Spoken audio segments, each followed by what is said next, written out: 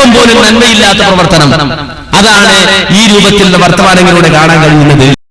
മനസ്സിൽ ഒരു അല്പം പോലും നന്ദിയില്ലാത്ത പ്രവർത്തനം, അതാണ് എന്റെ വായിലൂടെ വരുന്നത്. ഇതാ ബോധ്യപ്പെട്ടില്ലേ? ഇപ്പോ ബോധ്യപ്പെട്ടില്ല അനസ് മുസ്ലിയാരുടെ വാക്കുകളിലൂടെ. സഹോദരങ്ങളെ, ഇവർക്കൊക്കെ ഈ റസൂലുള്ളാഹി സ്വല്ലല്ലാഹു അലൈഹി വസല്ലമയുടെ കാലഘട്ടത്തിലാണെങ്കിൽ അള്ളാഹുവിന്റെ റസൂലിന്റെ രഹസ്യ സൂക്ഷിപ്പുകാരൻ എന്നറിയപ്പെടുന്ന ഒരു സ്വഹാബിയുണ്ട്. ആ സ്വഹാബിയോടൊക്കെ ചോദിക്കുകയാണെങ്കിൽ കൃത്യമായിട്ട് മുനാഫിക്കുകളുടെ ലിസ്റ്റ് ആരാണെന്ന് കൃത്യമായി കിട്ടും. ഇയാളൊക്കെ റസൂലുള്ളാഹിന്റെ കാലത്തുണ്ടെങ്കിൽ എന്തായാലും ആ ലിസ്റ്റിൽ പേര് വരുമെന്ന കാര്യത്തിൽ ഒരു സംശയമില്ല. അത്ര കപടതയാണ് ഈ കാണിച്ചുകൊണ്ടിരിക്കുന്നത്. ഇതിന് നേർക്ക് നേരെ കാപട്യം എന്നല്ലാണ്ട് തമ്മിൽ തെറ്റിയാൽ തെറി വിളിക്കുക, തമ്മിൽ തെറ്റിയാൽ സമൂഹത്തിന് തേജോധം ചെയ്യുക, അതുപോലെ തന്നെ ആദർശം മാറ്റിപ്പറയുക. ഇവിടെ ഒരു നിലപാട്, അപ്പുറത്തൊരു നിലപാട്. ഇതാരെ സ്വഭാവ? ഈ ഹുസൈൻ സലഫിയെ ഇതിനു മുമ്പ് സഹോദരങ്ങളെ മുസ്ലിയാക്കന്മാരായിരുന്നു പരിഹസിച്ചിരുന്നത്. കാരണം അദ്ദേഹത്തിന്റെ നീട്ടിയുള്ള വായനകളിലൂടെ ഒരുപാട് അന്ധവിശ്വാസങ്ങൾ ഇവർ പടുത്തുയർത്തിയത് തകർന്ന് തരിപ്പണായിട്ടുണ്ട്. അതുകൊണ്ട് റഹ്മത്തുള്ളാഹി ഖാസിം മൂത്തേടവും പേരോദ്രമ സഖാഫിയും ഇദ്ദേഹത്തെ പരിഹസിച്ചിരുന്നു. ആ പരിഹസിച്ചതിന് അനസ് മുസ്ലിയാർ സഹോദരങ്ങൾ എറണാകുളത്ത് ക്ലിപ്പിട്ട് പ്രസംഗിച്ച ആളാണ്. അതും നിങ്ങൾ കണ്ടോളി. ചില ആളുകൾ പിന്നെ എന്താ കാര്യമായി പറയുന്നത്, നിങ്ങളിങ്ങനെ ചിലർക്ക് വലിയ വിഷമം എന്താ, ചിലർക്ക് എന്റെ പേരിൽ ഈ ഉള്ളവന്റെ പേരിൽ പ്രത്യേകിച്ചൊരു വിഷമുണ്ട്. അതെന്താ? ഖാസിമിക്കും ആ വിഷമം കാടുന്നു. എന്താ വിഷമം? ഈ അലാസ്റ്റിക് വയറുകൾ ഉപയോഗിക്കും. സ്വയം കേട്ടാൽ ഒരു സുന്നി പ്രസംഗിക്കുന്നവർ പോലെ തോന്നുക. അതുകൊണ്ട് ഒരാരും ആദ്യം പട്ടിയാക്കേണ്ടതില്ല. അലാസ്റ്റിക് പോലെ നേട്ടി വലിച്ചിട്ട് എന്തെങ്കിലും വിളിച്ചു പറയുന്നത് കേട്ടിട്ട് അതാണ് സത്യം എന്ന് വിചാരിച്ചു പോണ്ട. ഇത് വസ്വാസാകുന്നു.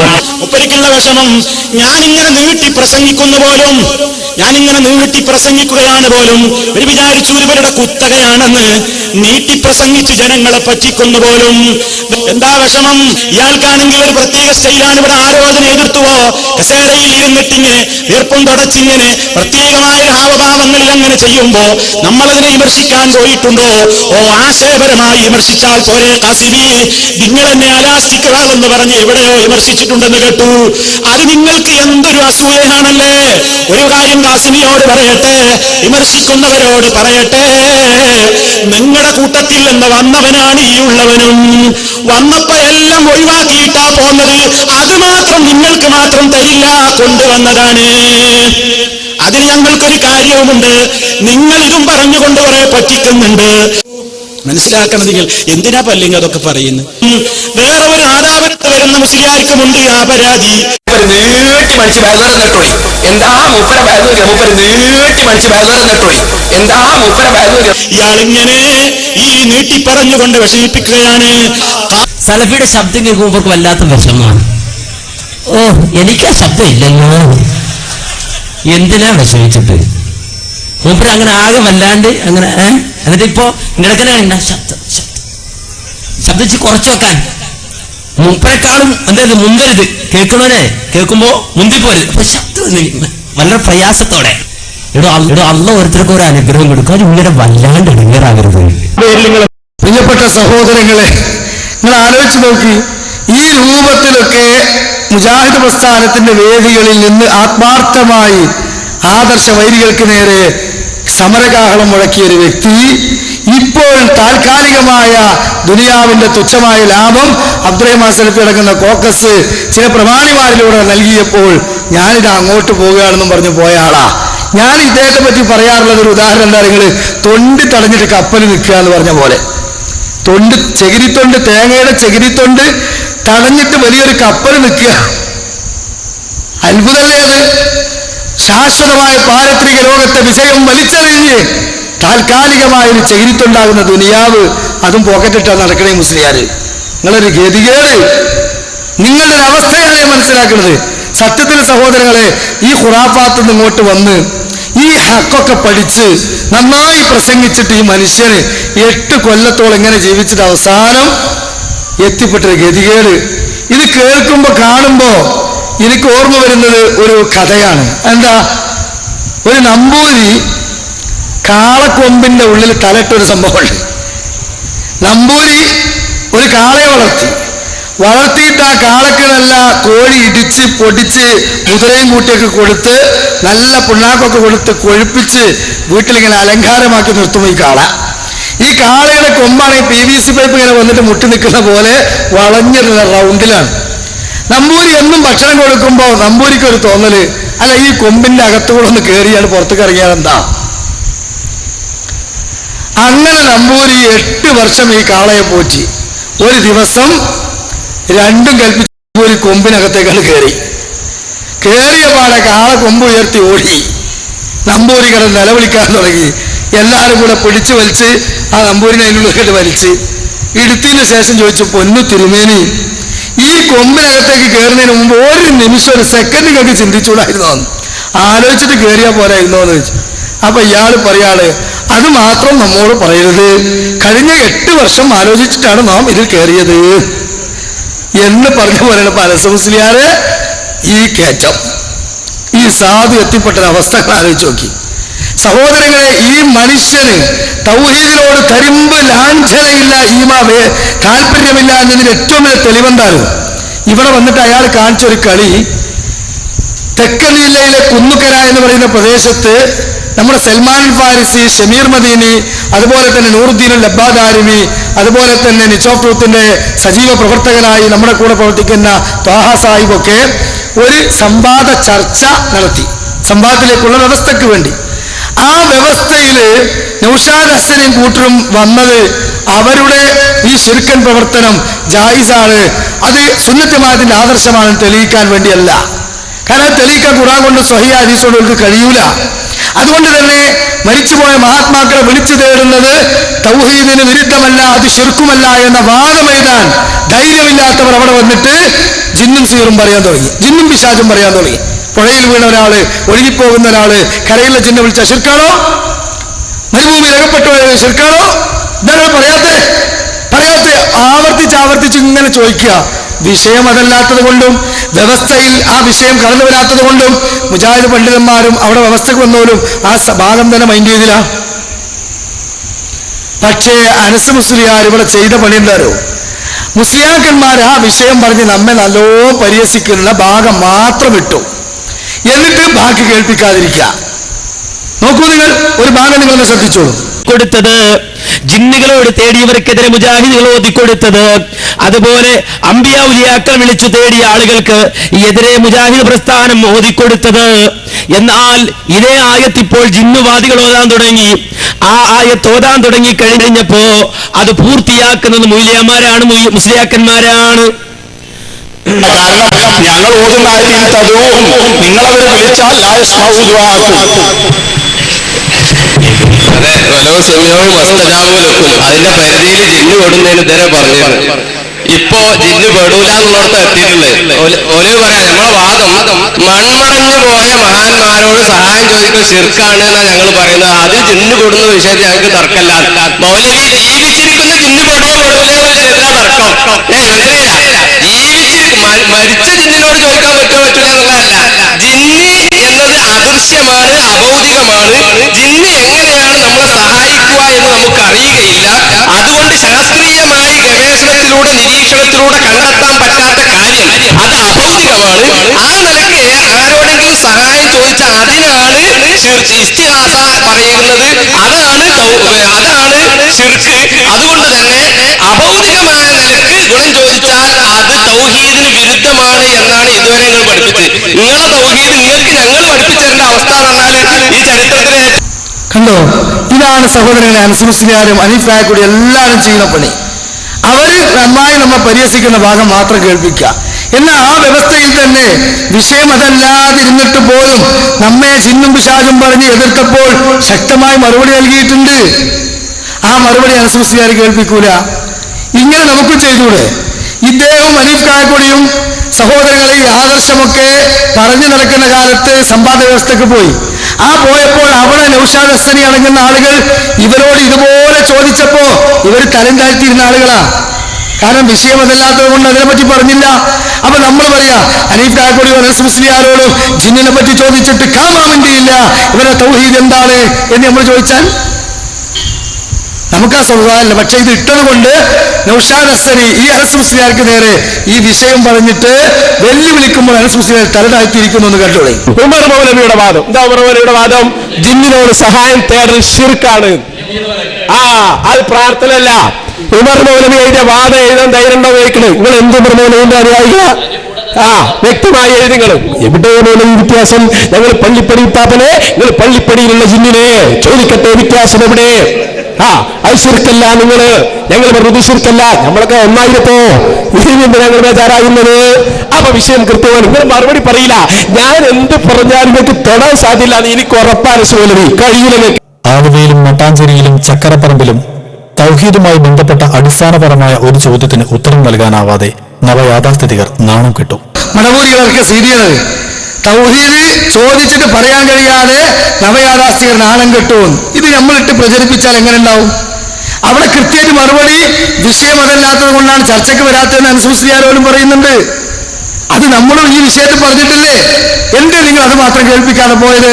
അതുകൊണ്ട് നിങ്ങളുടെ കാപട്യം ഈ വിഷയത്തിൽ കൂടെ വ്യക്തമാകാൻ ആ കുന്നുകര സമ്പാദ വ്യവസ്ഥയിൽ ആ ഓതിയ ത്വാഹ സാഹിബ് തന്നെ ശക്തമായി നമ്മുടെ ആദർശം പറഞ്ഞ് തിരിച്ചു മറുപടി കൊടുക്കുന്ന ഭാഗം ഒന്ന് കേട്ടോളൂ.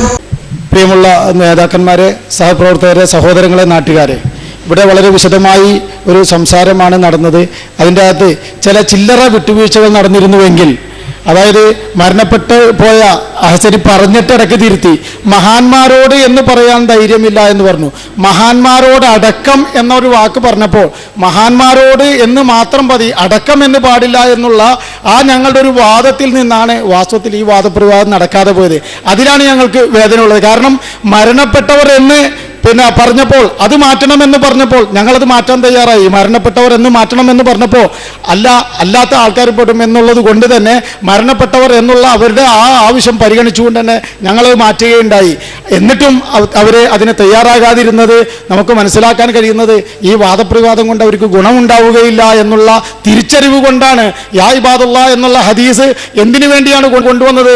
മരണപ്പെട്ടു പോയ ആളുകളെ വിളിച്ചു പ്രാർത്ഥിക്കാൻ തെളിവായിട്ടല്ലാതെ സുന്നികൾ ഇന്ന് വരെ ഈ ഒരു ഹദീസ് തെളിവിന് കൊണ്ടുവന്നിട്ടില്ല. ഞങ്ങളത് പറയുന്നു, യാ ഇബാദുല്ലാ എന്ന ഹദീസ് കൊണ്ട് മരണപ്പെട്ടുപോയ മഹാന്മാരെ വിളിച്ചു പ്രാർത്ഥിക്കുന്നതിന് തെളിവല്ല. നേരെ മറിച്ച് പരിശുദ്ധ ഖുർആനിൽ അല്ലാഹു പറയുന്നു, മറ്റൊരു സ്ഥലത്ത് പറയുന്നു, ഇൻ തദൂഹും ലാ യസ്മഉ ദുആക്കും, നിങ്ങൾ അവരോട് ദുആ ഇരുന്നാൽ ലാ യസ്മഉ ദുആക്കും, നിങ്ങളുടെ ദുആ അവർ കേൾക്കുകയില്ല.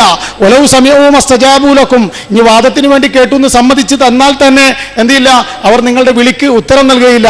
വയൗമൽ ഖിയാമത്തി യക്ഫുറൂന ബിശിർക്കിക്കും, നിങ്ങളുടെ ഈ ശിർക്കിനെ ഈ ആളുകൾ നിഷേധിക്കും എന്ന് വളരെ വ്യക്തമായി പടച്ചതമ്പുരാൻ പറയുന്നു. അതുകൊണ്ട് മരണപ്പെട്ടു പോയ മഹാന്മാരായ ആളുകൾ അവർ നമുക്ക് എത്രത്തോളം ഇഷ്ടപ്പെട്ടവരാണെങ്കിലും അല്ലെങ്കിലും നാം അവരെ വിളിച്ചു പ്രാർത്ഥിക്കുന്നത് ശിർക്കും കുഫറുമാണ് എന്നുള്ള മുജാഹിദ് പ്രസ്ഥാനത്തിന്റെ വാദം, ആ വാദത്തിന് എതിർവാദവുമായി വന്ന യാ ഇബാദുല്ലാ അതിന് തെളിവാക്കി ഉദ്ധരിക്കാൻ അവരെ കൊണ്ട് കഴിഞ്ഞിട്ടില്ല എന്നുള്ളത് ഖേദകരമായ ഒരു വസ്തുതയാണ്.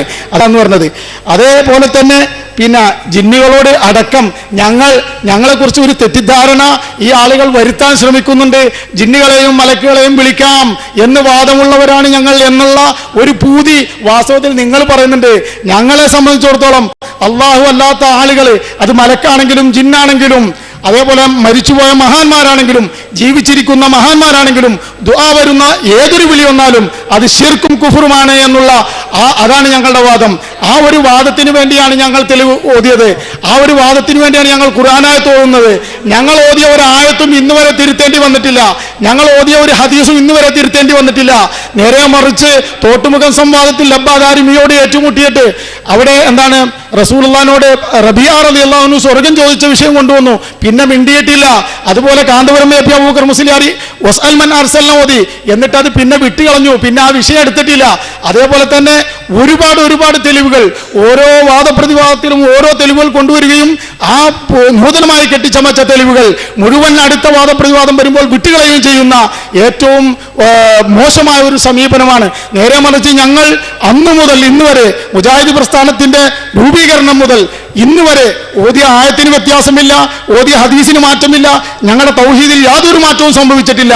ഞങ്ങൾക്ക് പറയുവാനുള്ളത് ജിന്നാണെങ്കിലും മലക്കാണെങ്കിലും മരിച്ചുപോയ മഹാന്മാരാണെങ്കിലും അള്ളാഹു അല്ലാത്ത ഈ ആളുകളോടൊന്നും ഇസ്തിഗാസ നടത്തൽ അനുവദനീയമല്ല, അത് ശിർക്കും കുഫറുമാണ് എന്നുള്ളതാണ് ഞങ്ങളുടെ വാദം. ആ വാദത്തിൽ നിന്ന് ഒരു തരിമ്പും ഞങ്ങൾ പുറകോട്ട് പോയിട്ടില്ല. അപ്പൊ ആ ഒരു രീതിയിലേക്ക് വരേണ്ടതിന് പകരം ഈ വാദപ്രവാദം നടത്തിയാൽ കുന്നുകര പോലുള്ള സ്ഥലത്ത് ആളുകൾ ഉത്ബുദ്ധരാണ്, ഇത് മനസ്സിലാക്കും, ഞങ്ങൾ പിന്മാറിപ്പോയിരിക്കുന്നു, വാദങ്ങളും പ്രതിവാദങ്ങളും ഒക്കെ പഴയ കാലത്തൊക്കെ ആണെങ്കിൽ തല്ലി കഴിച്ചിലാക്കാമെന്ന് വിചാരിച്ചിരുന്നു, ഇപ്പൊ അതൊന്നും നടക്കൂല എന്ന് മനസ്സിലായി കഴിഞ്ഞപ്പോൾ തൽക്കാലം കരാറുമേ പിരിഞ്ഞങ്ങോട്ട് പോവുക. എന്താ ഞങ്ങൾ പറഞ്ഞത്? അടക്കം എന്നുള്ളൊരു വാക്ക് എന്താണ്? അത് ഉപേക്ഷിക്കണം എന്നുള്ള ഒറ്റ കാര്യത്തിൽ, ആ അടക്കം എന്നുള്ള ഒരു കാര്യം അത് ഉപേക്ഷിക്കാൻ പോലും തയ്യാറില്ലാതെ ഒരു മരണപ്പെട്ടവർ എന്നുള്ള വാദം ഞങ്ങൾ മാറ്റണമെന്ന് പറഞ്ഞപ്പോൾ അത് ഞങ്ങൾ മാറ്റുകയും അടക്കമെന്നുള്ള ഒരു വാദം മാറ്റാതിരിക്കുകയും ചെയ്തുകൊണ്ട് വാദപ്രതിവാദ ചരിത്രത്തിൽ തുല്യതയില്ലാത്ത രൂപത്തിൽ എന്ത് കാണിച്ചു? പിന്മാറിപ്പോകുന്ന ഏറ്റവും ദുഃഖകരമായ ഒരു അവസ്ഥയാണ്. മുജാഹിദുകളെ സംബന്ധിച്ചിടത്തോളം ഞങ്ങൾ ഇതുവരെ പറഞ്ഞു പോന്നിരുന്ന കാര്യങ്ങൾ ഇനിയും പറഞ്ഞുകൊണ്ടിരിക്കും. ഈ രാജ്യത്തുള്ള ഓരോ മനുഷ്യരോടും ഞങ്ങൾക്ക് പറയുവാനുള്ളത്, നിങ്ങൾ എന്ത് പ്രതിസന്ധി വന്നാലും അള്ളാഹുവിനെ മാത്രമേ വിളിക്കാൻ പാടുള്ളൂ, അവനെ നിങ്ങൾ കൈവഴിയരുത്, വേറെ ഒരു മഹലൂക്കിനെയും നിങ്ങൾ വിളിക്കരുത് എന്നാണ് പറയാനുള്ളത്. അസ്സലാമു അലൈക്കും. കേട്ടില്ലേ? എത്ര കൃത്യമായി നമ്മുടെ ആദർശം നമ്മളവിടെ പറഞ്ഞിട്ടുണ്ട്. അതുകൊണ്ട് തന്നെ സഹോദരങ്ങളെ, വ്യവസ്ഥയിൽപ്പെടാത്ത വിഷയം വലിച്ചിട്ട മുസ്ലിയാക്കന്മാര് മറുപടി കിട്ടിയില്ല, ഞങ്ങൾ ചോദിച്ചാൽ നിങ്ങൾക്ക് ജിന്നെ പറ്റി ചോദിച്ചാൽ പേടിയാണ് എന്നൊക്കെ പറയുന്ന ഭാഗം മാത്രം ഇവരിട്ടിട്ട് നമുക്ക് തൗഹീദ് ജനങ്ങളോട് പറയാൻ പറ്റാതായി. സക്കരിയ സ്വലാഹി കൊണ്ടുവന്ന വികല ആദർശം സ്വീകരിച്ചത് കൊണ്ട് എവിടെ എത്തി? സ്വന്തം മകൻ മരിച്ചാലും വേണ്ടിയില്ല, മരുമകളുടെ 2 തുള്ളി കണ്ണീര് കാണണമെന്ന ദുഷ്ടയായ അമ്മായിമ്മയുടെ ചിന്ത ഈ പുരോഹിത വർഗത്തിന് കടന്നു വന്നില്ലേ? ഇയാൾ മുജാഹിദ് പ്രസ്ഥാനത്തിലേക്ക് കടന്നു വന്ന കാലത്ത് ഇയാൾ പ്രസംഗിച്ചിരുന്നു എന്ത്? ഞങ്ങൾ എന്തുകൊണ്ട് മുജാഹിദായി എന്ന്. സഹോദരങ്ങളെ, അന്ന് ഇയാൾ പറയാണ്, അനസ് മുസ്ലിയാർ പറയാണ്, ഞാൻ ചെറിയ കുട്ടിയായപ്പോൾ സിറാജുൽ ഹുദയിൽ ചേരാൻ പോയി. സിറാജുൽ ഹുദ പേരോടിന്റെ. അപ്പോൾ എന്നോട് പേരോട് പറഞ്ഞു, നിനക്ക് നല്ല ഭാവിയുണ്ട്, നീ മർക്കസിലാണ് പോകേണ്ടത്. പേരോട് സിറാജുൽ ഹുദയിൽ വേണ്ട, നിനക്ക് ഭാവിയുണ്ട്, നല്ല ഭാവിയുണ്ട് എന്ന് പറഞ്ഞാൽ ആ നല്ല ഭാവി എന്തായിരിക്കും? ഒരു കാലത്തും മുജാഹിദ് പ്രസ്ഥാനത്തിന്റെ ആദർശം സ്വീകരിച്ച് നന്നാകുന്നൊരു നിലപാട് മരണം വരെ ഉണ്ടാകാതിരിക്കാനാണ് മർക്കസ് കൊണ്ടുപോയി. അങ്ങനെ മർക്കസ് കൊണ്ടുപോയി സഖാഫത്ത് സുന്നിയിൽ പഠിച്ച് ഏകദേശം 4 കൊല്ലം കഴിഞ്ഞപ്പോൾ ഇയാൾക്ക് മുജാഹിദ് പ്രസ്ഥാനത്തിലേക്ക് ഒരു ചായ്വ്. അങ്ങനെ ഇയാൾ പരീക്ഷ എഴുതി സർട്ടിഫിക്കറ്റ് കിട്ടി, സഖാഫി പട്ടം എടുത്തിട്ട് മുജാഹിദായാൽ സഖാഫി മുജാഹിദ് പ്രസ്ഥാനത്തിലേക്ക് പോയി എന്ന് വരുമല്ലോ എന്ന് വിചാരിച്ചിട്ട് എൻ്റെ സർട്ടിഫിക്കറ്റ് പിടിച്ചു വെച്ചു, അല്ലെങ്കിൽ പരീക്ഷ എഴുതാൻ അനുവദിച്ചില്ല. അങ്ങനെയാണ് ഞാൻ ഇങ്ങോട്ട് പോകുന്നതെന്ന് അന്ന് അയാൾ പറഞ്ഞു. ഇപ്പൊ നമുക്ക് തോന്നുകയാണ് അന്ന് അങ്ങനെ വന്നതാവൂല ഇത്. അന്ന് കാന്തപുരത്തിനോടും ഈ പേരോടിനോടൊക്കെ ശരിക്ക് നന്നായി ഉടമ്പടി ചെയ്തിട്ടുണ്ടാവും. എന്ത്? സർട്ടിഫിക്കറ്റ് അവിടെ നിന്നോട്ടെ, ഞാനത് പോയി കുളം കലക്കി എരപ്പാക്കിയിട്ട് ഇൻഷാല്ലാണ്ട് വരാ, അന്ന് എനിക്ക് സർട്ടിഫിക്കറ്റ് തിരിച്ചു തന്നാൽ മതി. അതാണ് അപ്പൊ എനിക്ക് തോന്നുന്നത് നിങ്ങൾ ഈ കപട പ്രവർത്തനം കണ്ടിട്ട്. കാരണം നിങ്ങൾക്ക് ഈ ആദർശത്തിനോട് സ്നേഹമില്ല. മടവൂരികൾ പിളർന്നു പോയപ്പോൾ സുന്നികളുടെ സെൻസിങ് എന്ന തീവ്ര മാസികക്ക് അഭിമുഖം കൊടുത്തില്ലേ സഹോദരങ്ങളെ? നമ്മൾ മുസ്ലിങ്ങളാണെന്ന് പറഞ്ഞിട്ട് അതിനെപ്പറ്റി വൈകാരികമായി അനസ് മുസ്ലിയാർ പ്രകടിപ്പിച്ചു. കേട്ടോളൂ. അതുകൊണ്ട് അവസാനം എത്രത്തോളം എഴുതിയെന്ന് ചോദിച്ചാൽ നമ്മുടെ പത്രങ്ങൾ വരെ ഏത് സെൻസിങ് എന്ന് പറഞ്ഞാൽ അതിപ്പോ നമ്മുടെ സമസ്തക്കാരെ എഴുതിയെന്ന് നിങ്ങൾ വിചാരിക്കരുത്. കാരണം മുജാഹിദ് പ്രസ്ഥാനത്തെ പിളർത്തിയിട്ട് ആദ്യം പോയിട്ട് ഇന്റർവ്യൂ കൊടുത്ത ആൾക്കാ അൽ-ഇർഫാദിന്. ആര്? സാക്ഷാൽ ഹുസൈൻ മടവൂർ അല്ലേ? അൽ-ഇർഫാദ് ആരാ? ഇവിടുത്തെ നാട്ടിലെ ഏൽപ്പിക്കാരുടെ പത്രം. പിന്നെയോ നമ്മുടെ വസിയത്ത് സെക്രട്ടറി, ആ വസിയത്ത് സെക്രട്ടറി അദ്ദേഹം പിന്നെ അഭിമുഖം കൊടുത്തു. ആർക്ക്? സെൻസിങ്. സെൻസിങ് ആരുടെ പത്രമാണ്? നമ്മുടെ നാട്ടിലെ ഏൽപ്പിക്കാരുടെ പത്രം. അതുപോലെ തന്നെ പിന്നെ നമ്മുടെ സലാം സുലമി ഇന്റർവ്യൂ കൊടുത്തു. ആർക്ക് കൊടുത്ത്? അതേ സെൻസിങ്. ആ സെൻസിങ്ങിന് ഇന്റർവ്യൂ കൊടുത്തു. കാരണം സെൻസ് ഇല്ലാത്തവർക്കൊക്കെ കയറാൻ പറ്റിയ സ്ഥലം അതെന്നാ. അങ്ങനെ ചെന്നു, അവിടെ ഇന്റർവ്യൂ കൊടുത്തു. അങ്ങനെ ആ സെൻസിങ്ങിനെ പോഷിപ്പിച്ചു. അങ്ങനെ തുടക്കം മുതൽ ഇന്ന് വരെ ഇന്റർവ്യൂ കൊടുത്തും അതുപോലെ തന്നെ ആളവർ ചേർത്തും അതുപോലെ മാസിക വാങ്ങി വിജയിപ്പിച്ചുകൊണ്ടിരുന്ന അതേ സെൻസിങ് തന്നെ പറഞ്ഞു കൊലച്ചത്. ആരെ കുറിച്ചാ പറഞ്ഞത്? കണ്ടോ? മടവൂരികൾ നമ്മെ സമൂഹത്തിൽ തേജോധം ചെയ്യാൻ നമ്മൾ ഏറ്റവും കൂടുതൽ വിമർശിക്കുന്ന, നമ്മുടെ തകർച്ച കാത്തിരിക്കുന്ന കുബൂരികൾക്ക് അഭിമുഖം കൊടുത്തു. അതിനെ വിശദീകരിച്ച് അനസ് മുസ്ലിയാരോട് ചോദിക്കാണ്, തോലിക്കട്ടിയുണ്ടെങ്കിൽ ഈ പ്രസ്ഥാനത്തിനോട് തരിമ്പ് സ്നേഹമുണ്ടെങ്കിൽ ഇതാ നമ്മുടെ president T P Abdul Gafoor Madani ഇക്കഴിഞ്ഞ പുതിയ സത്യധാരയിൽ അഭിമുഖം കൊടുത്തു. മുജാഹിദ് പ്രസ്ഥാനം ഏറ്റവും വലിയ അപകടാവസ്ഥയിൽ, മുജാഹിദ് പ്രസ്ഥാനം ഏറ്റവും വലിയ അപകടാവസ്ഥയിൽ എന്ന് പറഞ്ഞുകൊണ്ട് ഇയാള് എന്ത് ചെയ്തു? അപകടാവസ്ഥ എന്ന് പറഞ്ഞുകൊണ്ട് സെൻസിങ്ങിൽ കൊടുത്തു. എന്നിട്ട് കൊടുത്തിട്ട് ഇയാൾ പറയുന്നത് എന്താ അറിയോ? ഇത് ഈ അഭിമുഖത്തിൽ പറയുന്ന ഒരു ഭാഗം നിങ്ങൾ കേട്ടോളൂ. പ്രിയപ്പെട്ട സഹോദരങ്ങളെ, ഇവർ ചോദിക്കുകയാണ് ശാഖാപരമായ വിഷയങ്ങളിൽ അഭിപ്രായ വ്യത്യാസമുണ്ടായാൽ അവിടെ ചർച്ചകൾക്കും സംവാദങ്ങൾക്കും പ്രസക്തി ഉണ്ടെന്ന് പറയാം. പക്ഷേ തൗഹീദ് ശിർക്ക് അങ്ങനെയല്ല. എന്ത് സംവാദത്തിനാണ് പ്രസക്തിയുള്ളത്? സാധാരണ മുജാഹിദ് പ്രവർത്തകർക്കല്ല, മറിച്ച് പണ്ഡിത സഭയിലും ഫത്വ ബോർഡിലുമുള്ള ഉന്നതർക്ക് ഇസ്ലാമിന്റെ മൗലികാശയങ്ങൾ തൗഹീദ് മനസ്സിലായില്ലെന്ന് പറയുമ്പോൾ അത് ഗൗരവപ്പെട്ട വിഷയമല്ലേ? അപ്പൊ മുജാഹിദ് പ്രസ്ഥാനത്തിൽ ഈ വിഷയം കൊണ്ട് വലിയ പ്രതിസന്ധിയാണുള്ളത് എന്ന് EK സുന്നികളുടെ സത്യധാരയിൽ സഹോദരങ്ങളെ അഭിമുഖം കൊടുത്തു. സെൻസിംഗിൽ അഭിമുഖം കൊടുത്ത സലാം സുല്ലമിയെ പറ്റിയും അതുപോലെ തന്നെ CP യെ പറ്റിയും സെൻസിംഗിനെ പറ്റിയും നിങ്ങൾ എന്താ പറഞ്ഞത്? സെൻസ് ഇല്ലാത്തവർക്ക് അഭിമുഖം കൊടുക്കാൻ പറ്റിയതാ സെൻസിംഗ് ഏതാ? ചോദിക്കട്ടെ, കരിമ്പ് സത്യമില്ലാത്തത് കൊണ്ടാണോ TP അബ്ദുൽ മുഹമ്മദിന് സത്യധാരയിൽ അഭിമുഖം കൊടുത്തത്? പറയണ്ടേ നിങ്ങൾ? അയാളെ വൈരുദ്ധ്യം കാപട്യം മനസ്സിലാക്കാൻ കേട്ടോളി. 3 മാസം മുമ്പ് ഇയാൾ പ്രബോധനത്തിന് ജമാഅത്തെ ഇസ്ലാമിക്കാരുടെ പ്രബോധനത്തിന് കൊടുത്തു. എന്ത്? മുജാഹിദ് പ്രസ്ഥാനം വെല്ലുവിളികൾ അതിജീവിച്ച് മുന്നോട്ട് പോകും. ഇതിൽ ഇയാൾ പറയുന്നത് എന്താണോ? മുജാഹിദ് പ്രസ്ഥാനത്തിന് ഒരു വെല്ലുവിളിയുമില്ല, അത് താഴെ തട്ടിലുള്ള ഏതോ പ്രവർത്തകര് എന്തൊക്കെയോ ചില അസ്വസ്ഥതകൾ മാത്രമേ ഉള്ളൂ, ഞങ്ങൾക്ക് ഒരു പ്രതിസന്ധിയുമില്ല എന്ന ചോദ്യത്തിന് മറുപടിയായി 3 മാസം മുമ്പ് ഇതേ സത്യധാരയിലോ വലിയ പ്രതിസന്ധിയിലാണ് എന്നും രണ്ടും ഇയാൾ തന്നെ പറയേ. ഇതിലേതാ സത്യം? ഈ കാപട്യം പൊളിച്ച് കൈയെത്തുകയാണ്. നിങ്ങളെങ്ങനെ വിമർശിക്കേണ്ടത് ഞങ്ങൾക്ക് ദുഃഖമുണ്ട്. അതുകൊണ്ട് പ്രിയപ്പെട്ട സഹോദരങ്ങളെ മനസ്സിലാക്കണം, ഇവർ മുജാഹിദ് പ്രസ്ഥാനത്തെ തകർത്ത്, ഈ ആദർശ പ്രസ്ഥാനത്തെ തകർത്ത് മാത്രമല്ല, നമുക്ക് എക്കാലത്തും പ്രതിബദ്ധതയുള്ള ഇവിടുത്തെ സാമൂഹിക മുസ്ലിം സമുദായത്തിന്റെ സാമുദായിക സംഘടനയായ മുസ്ലിം ലീഗിന്റെ ചന്ദ്രിക ദിനപത്രം പോലും യഥാർത്ഥത്തിൽ ഇവിടെ തകർത്ത് തരിപ്പണമാക്കി ജമാഅത്തെ ഇസ്ലാമിക്കാരന്റെ മാധ്യമം ഇവിടെ സമൂഹത്തിൽ പ്രചരിപ്പിക്കുവാൻ അകത്തളത്തിൽ വരെ ഇവർ നിഷ്ഠൂരമായ പ്രവർത്തനം നടത്തുന്നുണ്ട് എന്ന് ഞാനല്ല പറയുന്നത്. KNMന്റെ സംസ്ഥാന vice president PK Ahmed Sahib ജമാഅത്തെ ഇസ്ലാമിക്കാരുടെ മീഡിയ വൺ ചാനൽ ഉദ്ഘാടനത്തിന് പോയിട്ട് ആശംസ കൊടുക്കുമ്പോൾ അദ്ദേഹം പറയാറുണ്ട്, ഇവിടുത്തെ ഏറ്റവും നല്ല പത്രം മാധ്യമമാണ്, അതുകൊണ്ട് അതിന്റെ പ്രചാരകരായി മാറണം നമ്മൾ എന്നുള്ള അർത്ഥത്തിലാണ് മുജാഹിദിലേക്ക് കുത്തിവെക്കുന്നത്.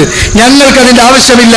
കുത്തിത്തിരിപ്പും കപടതയും കുതന്ത്രവുമായി നിലക്കുന്ന ഈ മാധ്യമപത്രത്തിന്റെ പ്രചാരകരല്ല ഞങ്ങൾ അതിനു വേണ്ടിയാകുന്നത്. ഞങ്ങൾക്ക് അങ്ങനെ പ്രത്യേകിച്ച് പത്രത്തോട് പ്രതിബദ്ധതയില്ല.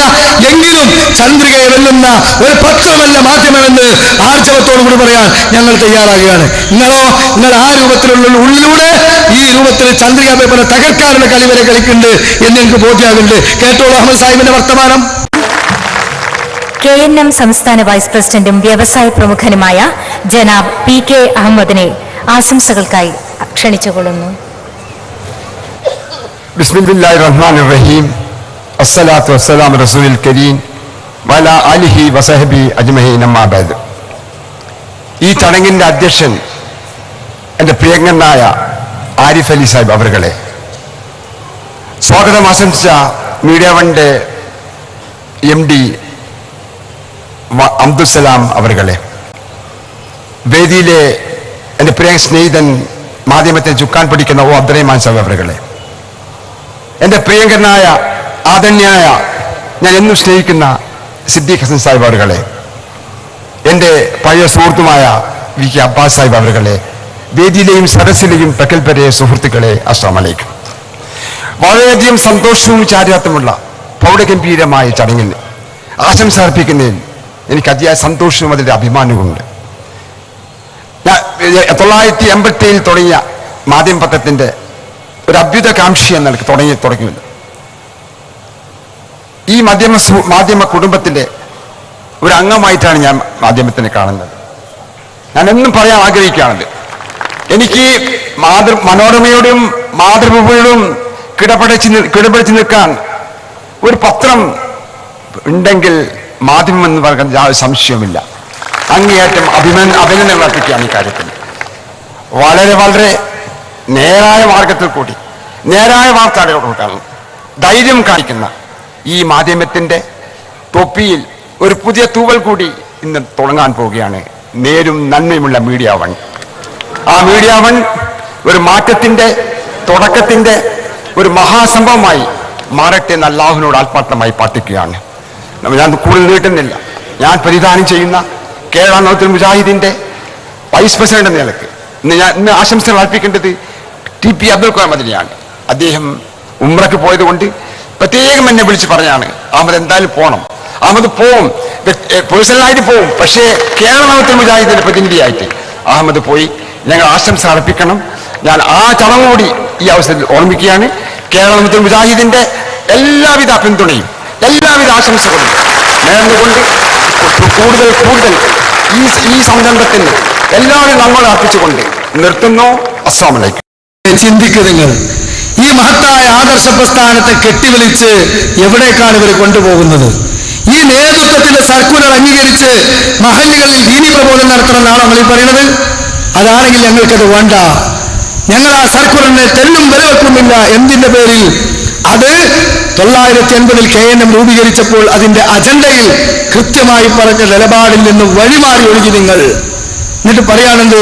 TP അബ്ദുൽ മുഹമ്മദിന് ഉംറയ്ക്ക് പോയപ്പോ കാബൻ ഓഫ് ചെയ്യുമ്പോ പറയാ, അമലേജ് പോണട്ടോ, കാര്യമായിട്ട് നമ്മൾ ഏറ്റ സംഗതിയാണ്, കാരണം നമുക്ക് അവിടെ പോയി കൊടുക്കണം. എന്നിട്ട് പോയിട്ട് ചന്ദ്രിക ദിനപത്രത്തിനേക്കാൾ എത്രയോ മേന്മയുള്ളതാണ്, കേരളത്തിൽ ഏറ്റവും നല്ല പത്രമാണ് ഇത് എന്ന് പറഞ്ഞിട്ട് മുസ്ലിം ലീഗ് നല്ലൊരു ചൊട്ടും കൊടുത്തിട്ടാ തിരിച്ചു പോയി.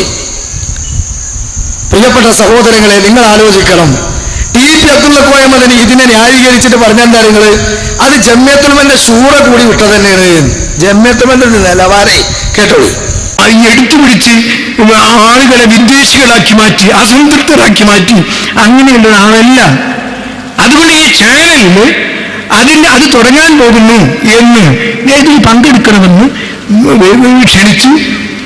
ഞാൻ അത് ശൂറ ചെയ്യേണ്ട എൻ്റെ ഏറ്റവും അടുത്ത ആളുകളുടെ മുന്നിൽ അത് ശൂറ ചെയ്തു. കൂടിയാലോചന നടത്തി. ഇനി അതെടുത്തു പറയണ്ട, ടീപ്പിൻ്റെതല്ല, ഇത് ജമിയത്തുൽമന്റെ ശൂറ തന്നെ നടത്തിയിട്ടാണ്. അതുകൊണ്ടൊന്നും പൊളിഞ്ഞു പോകുന്ന പ്രസ്ഥാനമല്ല. ഈ പ്രസ്ഥാനം തകരൂല. കാരണം ഞങ്ങളെപ്പോലെയുള്ള മുജാഹിദ് പ്രവർത്തകർ ഇവിടെ ഉണ്ട്. ഞങ്ങൾക്ക് നേതൃത്വം നൽകുന്ന സലഫിയത്ത് വിടാത്ത പണ്ഡിത കേസരികൾ ഇവിടെ ഉണ്ട്. ഓരോരുത്തോളം കാലങ്ങൾ എത്ര തകർക്കാൻ ശ്രമിച്ചാലും അത് തകരൂല. നിങ്ങളുടെ കൈകളിലേക്ക് ഇതിനെ ഞങ്ങൾ തരാനും ആഗ്രഹിക്കുന്നില്ല. ഞങ്ങളാണ് ഇതിനുള്ള അവകാശികൾ. ഈ മഹത്തായ ആദർശ പ്രസ്ഥാനത്തിന്റെ വിരിമാറിൽ നിങ്ങളുടെ ഈ ശിർക്കാരോപണത്തിന്റെ ഈ രൂപത്തിലുള്ള പ്രവർത്തനങ്ങളുമായി സംഹാര താണ്ഡവമാടിയാൽ അതിനനുവദിക്കില്ല മുജാഹിദ് പ്രവർത്തകരെന്ന് ഞാൻ പറയാൻ. എനിക്ക് അവസാനം 10 മിനിറ്റേ സമയമുള്ളൂ. ഞാൻ അവസാനിപ്പിക്കുമ്പോൾ പ്രിയപ്പെട്ട സഹോദരങ്ങളെ, നിങ്ങൾ മനസ്സിലാക്കണം, ഏതായാലും ചക്കിക്കൊത്ത ചങ്കരൻ അല്ലേ, വക്ക് പൊട്ടിയ ചട്ടിക്ക് കണമുറിഞ്ഞ കയ്യില്. KNMന്റെ പ്രസിഡന്റ് പച്ച വൈസ് പ്രസിഡന്റാ. ഏതായാലും നിങ്ങളെങ്ങനെ കൊണ്ടേക്കോളി ആ രൂപത്തിൽ ഈ പ്രസ്ഥാനത്തെ നിങ്ങൾ കേടുവരുത്തരുത്. എന്നിട്ട് പറയുകയാണെങ്കിൽ കാന്തപുരം അനുയായികളാണ് മുജാഹിദ് പ്രസ്ഥാനത്തിലേക്ക് വന്നിട്ടുള്ളത്. ആരാ? ഫൈസൽ മുസ്ലിയാർ. കോഴിച്ചിറ സംവാദത്തിൽ ജിന്നിനോട് തേടുന്നത് ശിർക്കല്ല എന്ന് വാദിക്കാൻ ആരെന്ന് തിരുത്തിയിടാൻ സംശയനോട് പറഞ്ഞ് ആരോപണമല്ലേ അത്? കോഴിച്ചിറ സംവാദത്തിൽ വ്യക്തമായി തെളിവുകൾ ഉന്നയിച്ചത് മിണ്ടാൻ പറ്റിയിരുന്നു. അനീഫ് കായ കൂടി ഇളകുന്ന സദസ്സിൽ കേട്ടോളൂ നിങ്ങളത്. തിരിച്ചു വേണോ ചോദിച്ചോളൂ നിങ്ങൾ. എണ്ണി പറയാം, സഹാബത്തിനെ പറയാം, താബഈങ്ങളെ പറയാം, താബിഈങ്ങളെ പറയാം. എന്താ നിങ്ങൾ വിചാരിച്ചത്? ഞങ്ങൾക്ക് തൗഹീദ് പഠിച്ചിട്ട് തന്നെയാണ് ഇത് പ്രസംഗിക്കാൻ നടക്കുന്നത്. കിതാബ് ഓതിയിട്ട് തന്നെയാണ് മുൻഗാമികളുടെ സലഫ് സ്വാലിഹീങ്ങളുടെ മാതൃക സ്വീകരിച്ചു തന്നെയാണ് ഈ വഴിക്കുന്നത്. അതുകൊണ്ടാണ് നേരത്തെ എണ്ണി പറഞ്ഞ ഷെയ്ഖ് ഇബ്നു ബാസിനെ പോലെയുള്ള, ഷെയ്ഖ് ഹുസൈനിനെ പോലെയുള്ള, ഷെയ്ഖ് അൽബാനിയെ പോലെയുള്ള, അതേപോലെ ഷൗക്കാനിയെ പോലെയുള്ള പണ്ഡിതന്മാരെല്ലാം ആ രൂപത്തിൽ സംസാരിച്ചത്. എന്റെ ബഹുമാനനായ ഫൈസൽ മുസ്ലിയാരെ, താങ്കളോട് ഞാൻ ചോദിച്ചത്, താങ്കൾ ഓതിയ ആയത്തിന് ആരാണ് അങ്ങനെ മനസ്സിലാക്കിയത്, ഏത് സഹാബിയാണ് മനസ്സിലാക്കിയത് എന്ന് ചോദിച്ചത്. മനസ്സിലല്ലേ? റബ്ബനസ്തംത ബഅദുനാ ബിബഅദിൻ എന്ന ആയത്തിന് അതിൽ വസീലത്ത് ശിർക്കുണ്ട് എന്ന് ഏത് സഹാബി മനസ്സിലാക്കി, ഏത് താബി മനസ്സിലാക്കി, ഏത് തബൗ താബി മനസ്സിലാക്കി? കിതാബ് കുറെ ഉണ്ടായിട്ട് കാര്യമില്ല, കിതാബ് വായിച്ചെന്ന പോരെ. അപ്പൊ സഹോദരങ്ങളെ, ആയത്ത് ഓതിയോണ്ട് കാര്യമല്ല, അതിന് ആര് സ്വഹാബത്ത് എങ്ങനെ പറഞ്ഞോ, താബികൾ മനസ്സിലാക്കിയോ, തഫ്സീറുണ്ടോന്നാ ഫൈസൽ മൗലവി നൽകുന്ന മറുപടി ഒന്ന് കേട്ടോളൂ. ഇസ്തിൻബാദ് മാത്രമാണോ നിങ്ങൾക്കാകെ അമാനു പരിഭാഷ അറിയില്ലായിരിക്കാം. പക്ഷേ ആ ഇസ്തിൻബാദ് എന്തെല്ലാം ഉണ്ട് ഈ അമാനു മൗലവിയുടെ പരിഭാഷയിൽ നിന്ന് വായിച്ച അതേ ആശയം തന്നെ വിശദീകരിച്ച ഖുർആൻ വ്യാഖ്യാതാക്കൾ, മഹാന്മാരായ മുഫസ്സിറുകൾ, ആ മുഫസ്സിറുകൾ ഇസ്തിൻബാദ് എന്തെല്ലാം പറഞ്ഞു മൂപ്പരാകെ വായിച്ചു പഠിച്ചത് ഒരു അമാനു പരിഭാഷ. അതെന്നെ മലയാളത്തിട്ട് വായിക്കാൻ പഠിച്ചിട്ടില്ല. എന്താ നിങ്ങൾ നോക്കുന്നത്? ഇമാം ഖുർത്തുബി മുഫസ്സിറ വായിക്കുന്നത്. നീ ഏതാണ് അറിയാറാവണ്ട. ഖുർത്തുബി പറയുന്നു ഏതൊക്കെയാണ് വ്യാഖ്യാനമാണ് ഈ ഇസ്തിംതാ. ഈ പറഞ്ഞ അമാനികളിൽ പറഞ്ഞ ആ വ്യാഖ്യാനം അദ്ദേഹം കൊടുത്തു. ശേഷം പറയുന്നു അത് മാത്രമല്ല ഇസ്തിംതാ, പിന്നെന്താ ഇസ്തിംതാ? വതലദ്ദുൽ ഇൻസി ബിഖബൂരിഹിം മിനൽ ജിന്നി ഹത്താ സനൂ വശരിബുൽ ഖുമൂറ ബിഇഗ്വാഇൽ ജിന്നി ഇയ്യാഹും. ജിന്നുകളുടെ പ്രേരണയ്ക്ക് വഴങ്ങി മനുഷ്യന്മാർ മദ്യപിക്കുന്നു, അത് ഇസ്തിംതാ ആണ്. ജിന്നിന്റെ പ്രേരണയ്ക്ക് വഴങ്ങി മനുഷ്യന്മാർ വ്യഭിചരിക്കുന്നു, അത് ഇസ്തിംതാ ആണ്. ജിന്നിന്റെ പ്രേരണയ്ക്ക് വഴങ്ങി സിഹറും കഹാനത്തുമായി പോകുന്നു, അതും ഇസ്തിംതാ ആണ്. അപ്പോൾ ഇസ്തിംതാ പല രൂപത്തിലുണ്ട്. മാത്രമല്ല ഇബ്നു അബ്ബാസ് പറയുന്നു, ഈ ഇസ്തിംതാ വിശദീകരിച്ചപ്പോൾ ഏത് സ്വഹാബി പറഞ്ഞുവെന്നെ പിടിച്ചോളൂ സുന്ദരി. ഇബ്നു അബ്ബാസ് തങ്ങൾ പറയുന്നു, അൽ ഇസ്തിസ്നാഉ ലി അഹ്ലിൽ ഈമാൻ, അൽ ഇസ്തിസ്നാഉ ലി അഹ്ലിൽ ഈമാൻ. അഹ്ലുൽ ഈമാനിനെ കുറിച്ചാണ് പറഞ്ഞ ഇസ്തിസ്നാ. ഈമാൻ മനുഷ്യന്മാരെ കുറിച്ചാണ്, മുഅ്മിനീങ്ങളെ കുറിച്ച് പറഞ്ഞതാണ് ഈ ഇസ്തിസ്നാ എന്ന് ഇബ്നു അബ്ബാസ് തങ്ങൾ പറയുന്നു. ഇല്ല എന്നാണ് തഫ്സീർ വായിക്കാൻ കഴിയുമെങ്കിൽ ഞാൻ തരാം, വായിക്കണം, പക്ഷെ തിരിച്ചു തരണമെന്നേ ഉള്ളൂ. തഫ്സീർ കൃത്യമായി കയ്യിൽ തരാമെന്ന് പറഞ്ഞ് ആവർത്തിച്ച് ചോദിച്ചിട്ട് നാസർ സുല്ലമി വാങ്ങിയില്ല. ഏതാനും മടവൂരിച്ചാരനായ നാസർ സുല്ലമിക്ക് കിതാബ് എടുത്തു കൊടുക്കാൻ വേണ്ടി പിന്നിൽ വന്നിരുന്ന ഹംസബ കവി എന്ന ആളും ഹനീഫായ കൂടിയില്ലേ, നിങ്ങൾക്ക് ഏതായാലും അറബി അർക്കത്തിലാണ് വായിക്കാൻ അറിയുന്ന ആൾക്കാരല്ലേ, നിങ്ങൾ ഒന്ന് വാങ്ങിക്കൂടായിരുന്നോ? വായിച്ച് പൊളിച്ച് കയ്യിൽ കൊടുത്തുകൂടായിരുന്നോ? ദുർവ്യാഖ്യാനമാണെങ്കിൽ പൂരം കഴിഞ്ഞിട്ടാ വെടിവെട്ടിക്കണേ, എല്ലാം കഴിഞ്ഞ് പുറത്തിറങ്ങിയ ശേഷം ദുർവ്യാഖ്യാനം. എന്നാൽ ഞങ്ങളുടെ നാടിനടുത്ത് കക്കാട് കോഴിച്ചല സംവാദം അവലോകനം ചെയ്തുകൊണ്ട് ഫൈസൽ മുസ്ലിയാരും ഷുറൈ സലാഹിയും അലിമാലിക് പിന്നെ മാലിക് സലഫിയും പരിപാടി വെച്ചു. കൃത്യമായി മുൻഗാമികളായ സലഫി പണ്ഡിതന്മാരുടെ കിതാബുകൾ ഉദ്ധരിച്ച് ഇതേ ആയത്തിൽ അവർ നൽകിയത് കൃത്യമായി വിശദീകരിച്ചു. അതിൽ ശിർക്കായ ഇസ്തിംതാ ഉണ്ട്, ശിർക്കല്ലാത്തതുണ്ട്, വസീലത്ത് ശിർക്കുണ്ട്. എണ്ണി തെളിവുകൾ ഉന്നയിച്ചിട്ട് എന്തേ നിങ്ങൾ കക്കാട് വന്നിട്ട് ഒരു അവലോകനം നടത്താൻ പോയത്? ആർജവം നഷ്ടപ്പെട്ടോ നിങ്ങൾക്ക്? എന്നിട്ട് മൂപ്പര് വലിയൊരു വെല്ലുവിളിയാണ് ഫൈസൽ മുസ്ലിയാർക്ക് നേരെ സഹോദരങ്ങളെ ഇവിടെ നടത്തിയിട്ടുള്ളത് എന്ന് നിങ്ങൾ മനസ്സിലാക്കേണ്ടതുണ്ട്. അതുകൊണ്ട് ആ കാര്യം കൂടെ വളരെ കൃത്യമായി കൊണ്ട് തന്നെ നമ്മൾ മനസ്സിലാക്കാൻ വേണ്ടിയിട്ട് ആ വെല്ലുവിളി അദ്ദേഹം തന്നെ ഫൈസൽ മൗലവി തന്നെ ഏറ്റെടുത്തുകൊണ്ട് അതിന് കൃത്യമായി കൊണ്ട് സഹോദരങ്ങളെ മറുപടി നൽകുന്നുണ്ട്. 35 തൊട്ടുകൊടുക്ക്. വെല്ലുവിളി ഏറ്റെടുത്തില്ല എന്നാ, വെല്ലുവിളിച്ചിട്ടുണ്ട്, ഇവിടെ കൃത്യമായിട്ട് ഏറ്റെടുത്തിട്ടുണ്ട്. കേട്ടോളി. പക്ഷേ അവരൊക്കെ നാൽപ്പത്തൊന്നിന് കിതാബ് കൊടുക്കാൻ മാത്രമേ ഉള്ളൂ എന്ന് നമുക്ക് മനസ്സിലായി. അതിന് വലിയ ആനുകൂല്യത്തിന് ആവശ്യമില്ല. ഇനി പറഞ്ഞ അപ്പുറമുള്ളത് ഈ പത്തെല്ലാം ഉണ്ടാക്കാൻ മുമ്പിലേക്ക് കഴിയുക സാക്ഷാൽ ഉറച്ചുള്ള കേസ് അയാൾ തന്നെയുള്ളത്. ഇനി നമുക്ക് ജീവിക്കാനുള്ളത് ഈ ഒരു വിഷയത്തിലോ യാതൊരു വിഷയത്തിലോ ഇത് വേണ്ട. ഈ ഇസ്തിംതാറിന്റെ ആഴത്തിൽ ഞാൻ ജില്ലാക്കാഴ്ചകളാലോ ആ ഒരു വിഷയം വെച്ചിട്ടോ ഒരു സംഭവത്തിന് ഒരു ചർച്ചയ്ക്ക് സാക്ഷാൽ അധ്വാനം ചെയ്യാറുണ്ടോ ഇല്ലെങ്കിൽ നമുക്ക് നോക്കാം. ഏത് വിദ്യാലയം എങ്ങനെയുമാകാം, ഇനിയുണ്ടാ ശുഭപ്രകാരമാണ് അങ്ങനെ ആകാം, അതിനെ പരസ്യമായിട്ട് വേണോ അങ്ങനെയുമാകാം.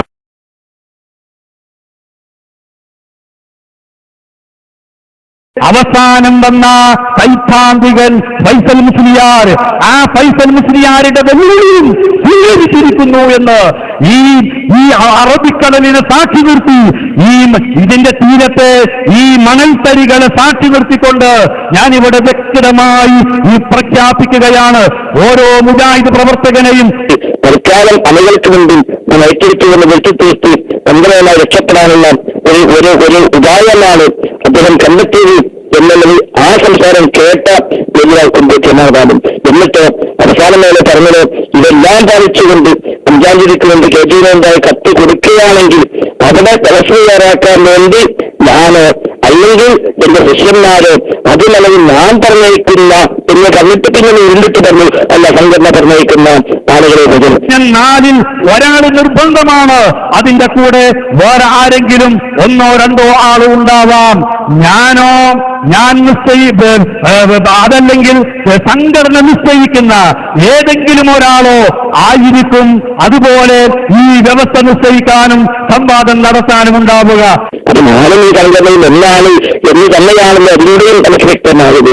അതുകൊണ്ട് എനിക്ക് ഈ ഒരു അവസ്ഥയിൽ കിടന്നുകൊണ്ട് പറയാനുള്ളത്, അദ്ദേഹത്തോട് നയിക്കുന്നത് ചോദിക്കാനുള്ളത്, ഈ വക ഉരുണ്ടുകൾ ഒന്നുമില്ലാതെ ഈ സംഭവത്തിന് സാക്ഷാൽ അദ്ദേഹം സന്നദ്ധനാണെങ്കിൽ അത് തുറന്ന് പ്രഖ്യാപിക്കുക.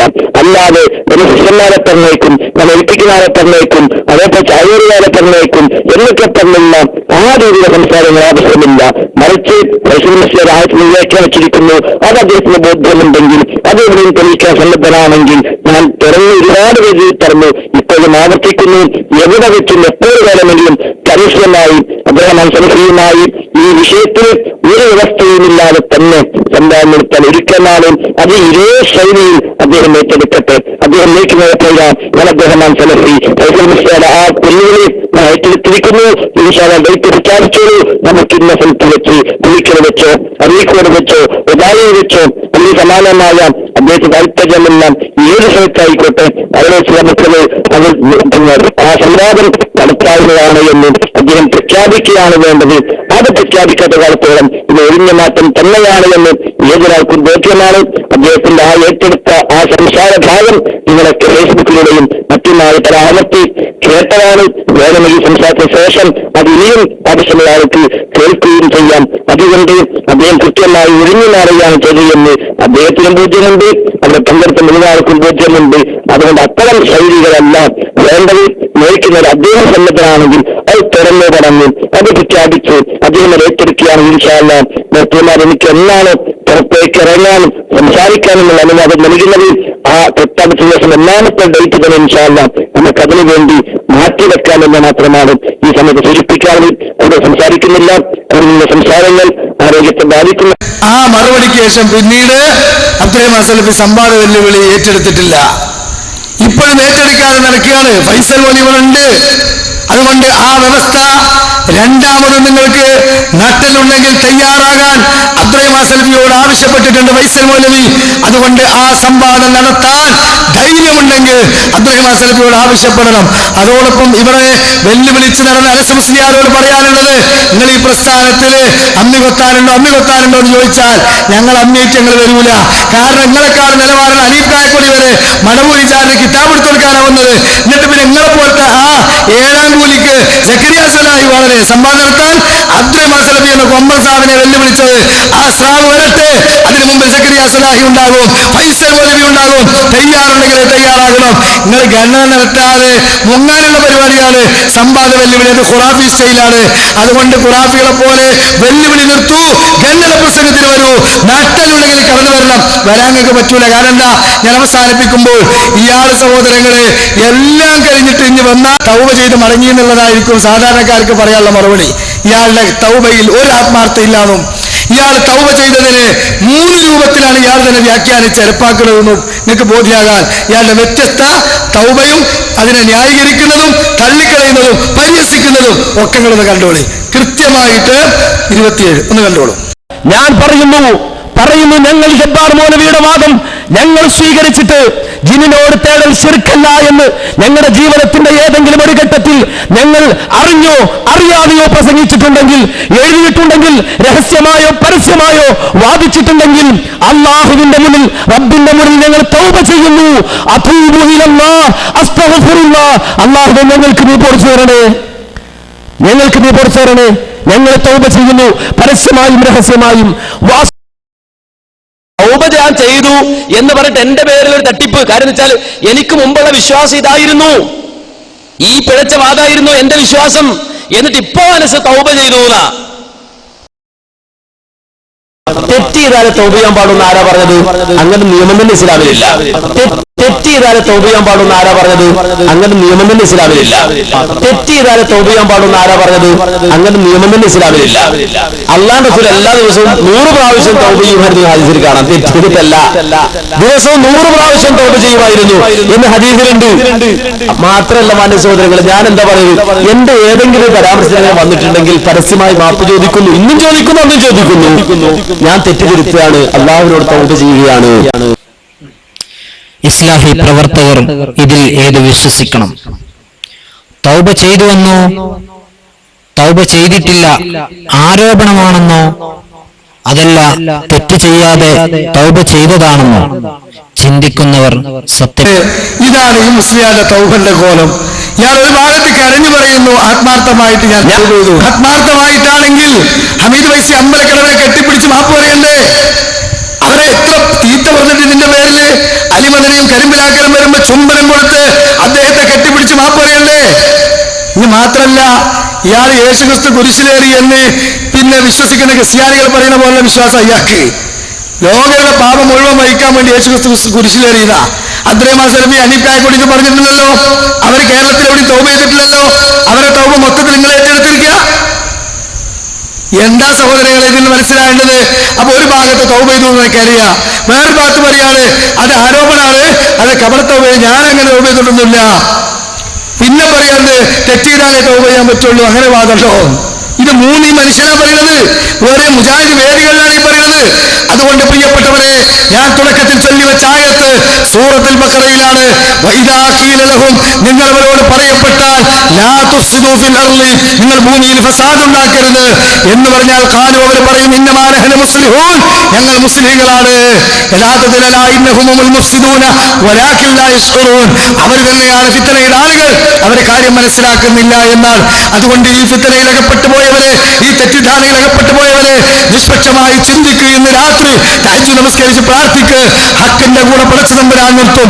ഈ ആദർശ പ്രസ്ഥാനത്തെ നശിപ്പിക്കാൻ, ഈ മഹത്തായ ആദർശ പ്രസ്ഥാനത്തിൽ തൊഴിലും വെക്കാൻ ഇതിനകത്തേക്ക് കടന്നു വന്ന മടവൂരി ചാരന്മാരെ തിരിച്ചറിഞ്ഞ് ഈ കോക്കസ് മുട്ടയും പാലും കൊടുത്ത് പണം കൊടുത്ത് പോറ്റുന്ന ഇത്തരത്തിലുള്ള അക്രമികളെ തിരിച്ചറിഞ്ഞ് ഈ പ്രസ്ഥാനത്തെ സംരക്ഷിച്ച് മഹത്തായ മുജാഹിദ് പ്രസ്ഥാനത്തിന്റെ ആദർശം മുൻഗാമികൾ പറഞ്ഞതാണ്, സലഫുകൾ പറഞ്ഞതാണ്. അതിന് മാറ്റം വരുത്തിയിട്ടില്ല, തിരുത്തേണ്ടി വന്നിട്ടില്ല. തിരുത്തിയവർ സമൂഹത്തിൽ അപമാനിതരാവുകയാണ്. നമുക്കതിന്റെ ആവശ്യമില്ല. അതുകൊണ്ട് ഇവിടെ ഇനിയും അനസ് മുസ്ലിയാർ വരണം, നമുക്ക് നാലുചാല് പൂട്ടണം, ധൈര്യമുണ്ടെങ്കിൽ കൊണ്ടുവരണം എന്നാവശ്യപ്പെട്ടുകൊണ്ട് ഞാൻ ഓതി വെച്ച ആയത്തിന്റെ അർത്ഥങ്ങളൊക്കെ കൃത്യമായി നിങ്ങൾ ഈ കേസറ്റുകളിലൂടെ കേട്ടതിന്റെ അർത്ഥങ്ങൾ, വ്യാഖ്യാനങ്ങൾ പഠിച്ച് ഈമാനികമായി സഹോദരങ്ങളെ കാര്യങ്ങൾ ഉൾക്കൊള്ളണം. അല്ലാഹു സുബ്ഹാനഹു വ തആല നമ്മുടെ ഒത്തുകൂട് സ്വാലിഹായ അമലായി കബൂൽ ചെയ്യുമാറാകട്ടെ. ഈ മഹത്തായ ആദർശ പ്രസ്ഥാനത്ത് ഈ നശിപ്പിക്കാൻ വേണ്ടി കോൺഗ്രസ് പ്രവർത്തനം നടത്തുന്നവരെ പടച്ചു തമ്പുരാൻ സംഘടിത ശക്തി അവരെ നശിപ്പിക്കുമാറാകട്ടെ. മഹത്തായ ആദർശ പ്രസ്ഥാനത്തിന് വേണ്ടി സമ്പത്ത് കൊണ്ടും ആരോഗ്യം കൊണ്ടും എൽമ കൊണ്ടും ഓടുന്നവർക്ക് അർഹമായ പ്രതിഫലം നൽകണേ തമ്പുരാനെ. റബ്ബനാ തഖബ്ബൽ മിന്നാ ഇന്നക അൻത സമീഉൽ അലീം വതുബ് അലൈനാ ഇന്നക അൻത തവ്വാബുർ റഹീം. അല്ലാഹുമ്മ സ്വല്ലി അലാ മുഹമ്മദിൻ വഅലാ ആലി മുഹമ്മദ്. അസ്സലാമു അലൈക്കും വറഹ്മത്തുള്ളാഹി